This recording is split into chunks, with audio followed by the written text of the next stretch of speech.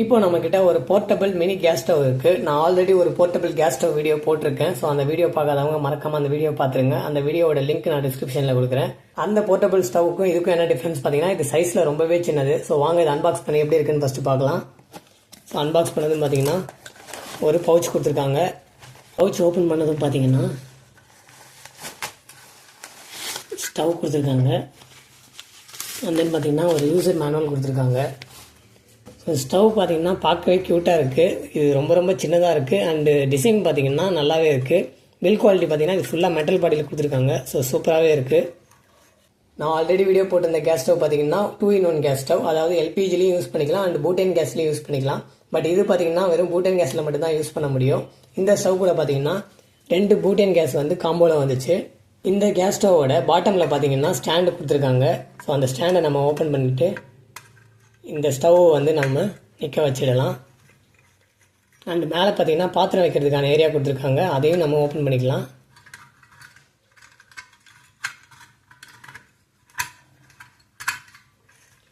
So இப்போ இது மேலே வந்து நம்ம பாத்திரத்தை வச்சு நம்ம குக் பண்ணிக்கலாம். இப்போ நம்ம கேஸ் ஸ்டவ் கூட கேஸ் கேனை கனெக்ட் பண்ணலாம். கேஸ் கேனை கனெக்ட் பண்ணுறதுக்கு முன்னாடி பார்த்தீங்கன்னா இந்த நாப் வந்து நம்ம ஃபுல் டைட்டில் வைக்கணும். அப்போ தான் கேஸ் லீக் ஆகாமல் இருக்கும். அண்ட் தென் பார்த்தீங்கன்னா கேஸ் கேன் எடுத்துக்கிட்டு நம்ம ஓப்பன் பண்ணிக்கலாம்.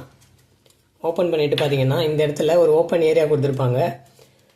அது கேஸ் ஸ்டவ்வில் ஃபிட் ஆகிற மாதிரி இப்படி நம்ம ப்ளேஸ் பண்ணி இன்சர்ட் பண்ணி லாக் பண்ணிடணும். லாக் பண்ணிட்டீங்கன்னா கேஸ் வந்து லீக்கேஜ் இருக்காது. அண்ட் நம்ம ஸ்டவ் ஆன் பண்ணுறதுக்கு நமக்கு லைட்டோ இல்லை மேட்ச் பாக்ஸோ தேவைப்படாது. இந்த நாபை ப்ரெஸ் பண்ணாலே போதும், ஸ்டவ் வந்து இக்னிஷன் ஆகிடும். ஸோ இக்னிஷன் பண்ணுறது எப்படின்னு பார்த்தீங்கன்னா இந்த நாபை வந்து நம்ம லைட்டாக ரிலீஸ் பண்ணணும். அப்போ தான் வந்து கேஸ் ஃப்ளோ வந்து ஸ்டவ்வுக்கு வரும்.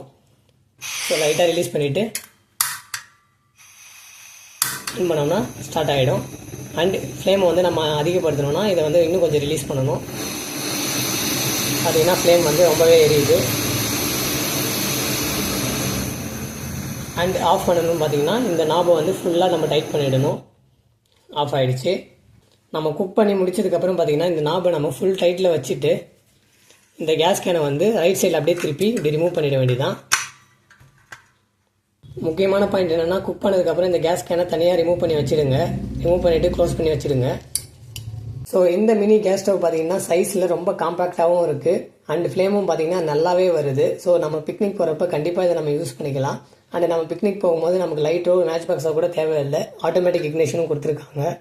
ஸோ இந்த மினி கேஸ் ஸ்டவ் கண்டிப்பாகவே ஒரு யூஸ்ஃபுல்லான ப்ராடக்ட் தான் சொல்லுவேன். இந்த ஸ்டவோட ப்ரைஸ் பார்த்தீங்கன்னா இந்த 2 கேனோட சேர்த்து 471 rupees வந்துச்சு. இந்த ப்ராடக்ட் யாருக்கு நான் வேணும்னா லிங்க் டிஸ்கிரிப்ஷனில் கொடுக்குறேன், தேவைப்பட்டவங்க வாங்கிக்கோங்க. அண்ட் இந்த வீடியோ உங்களுக்கு பிடிச்சிருந்தா உங்கள் ஃப்ரெண்ட்ஸ் அண்ட் ஃபேமிலிக்கு ஷேர் பண்ணுங்கள். அண்ட் மறக்காமல் நம்ம சேனலுக்கு சப்ஸ்கிரைப் பண்ணுங்கள். தேங்க்யூ.